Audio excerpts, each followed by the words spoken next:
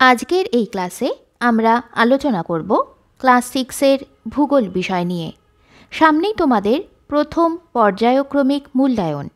সেই মূল্যায়নে থাকা ভূগোল বিষয়ের দ্বিতীয় অধ্যায় পৃথিবী কি গোল।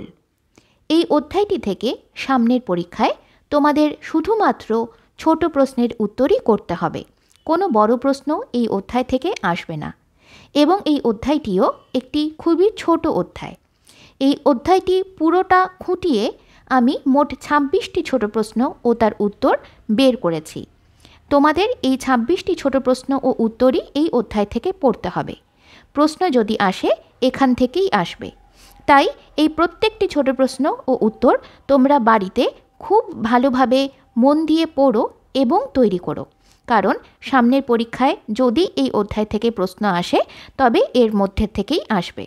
তাহলে চলো দেখে নিই প্রশ্ন উত্তরগুলি। অতি সংক্ষিপ্ত উত্তরধর্মী প্রশ্নাবলী। এই প্রশ্নগুলির প্রত্যেকটির মান 1 নাম্বার করে। প্রথম প্রশ্ন, খ্রিস্টের জন্মের 200 বছর আগে কোন গ্রিক দার্শনিক বলেছিলেন পৃথিবী গোল? উত্তর, গ্রিক দার্শনিক এরাটোস্থেনেস। 2 নম্বর প্রশ্ন, কত সালে পর্তুগিজ ভূপর্যটক ম্যাগেলান পৃথিবী প্রদক্ষিণের জন্য যাত্রা করেন?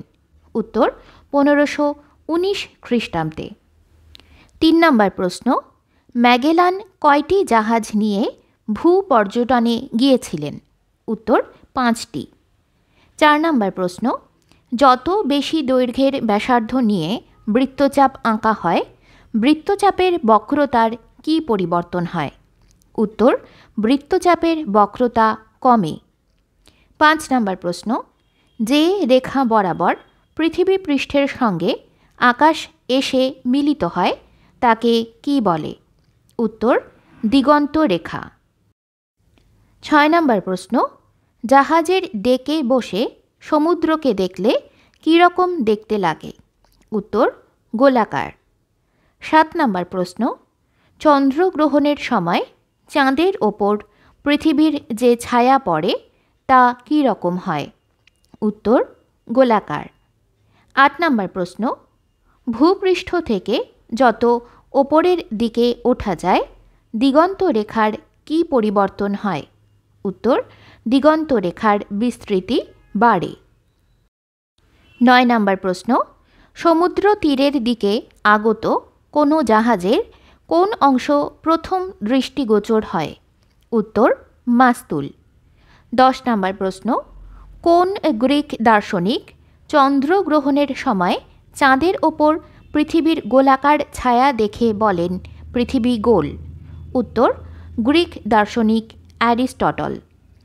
11 নম্বর প্রশ্ন, কোন ভারতীয় জ্যোতির্বিজ্ঞানী প্রথম পৃথিবীর গোলীয় আকৃতির কথা বলেন? উত্তর, আর্যভট্ট। 12 নম্বর প্রশ্ন, পৃথিবীর আকৃতি কী রূপ?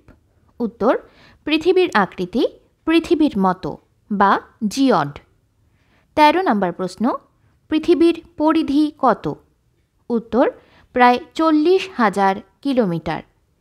14 নম্বর প্রশ্ন, পৃথিবীর নিরক্ষীয় ব্যাস কত? উত্তর, 12,756 কিলোমিটার। 15 নম্বর প্রশ্ন, পৃথিবীর মেরু ব্যাস কত? উত্তর, 12,714 কিলোমিটার। 16 নম্বর প্রশ্ন, পৃথিবীর নিরক্ষীয় ব্যাস ও মেরু ব্যাসের মধ্যে পার্থক্য কত? উত্তর, 42 কিলোমিটার। 17 নম্বর প্রশ্ন, পৃথিবীর গড় ব্যাসার্ধ কত? উত্তর, 6,400 কিলোমিটার। 18 নম্বর প্রশ্ন, পৃথিবী পৃষ্ঠের সর্বোচ্চ স্থান কোনটি? উত্তর, হিমালয় পর্বতের মাউন্ট এভারেস্ট। 19 নম্বর প্রশ্ন, মাউন্ট এভারেস্টের উচ্চতা কত? উত্তর, 8,848 মিটার। 20 নম্বর প্রশ্ন, পৃথিবীর সবচাইতে নিচু স্থান কোনটি? উত্তর, মারিয়ানা খাত। 21 নম্বর প্রশ্ন, মারিয়ানা খাত কোথায় অবস্থিত? উত্তর, প্রশান্ত মহাসাগরে। 22 নম্বর প্রশ্ন, মারিয়ানা খাতের গভীরতা কত? উত্তর 10,914 মিটার। 23 নম্বর প্রশ্ন, পৃথিবীর সবথেকে উঁচু ও সবথেকে নিচু স্থানের মধ্যে উচ্চতার পার্থক্য কত?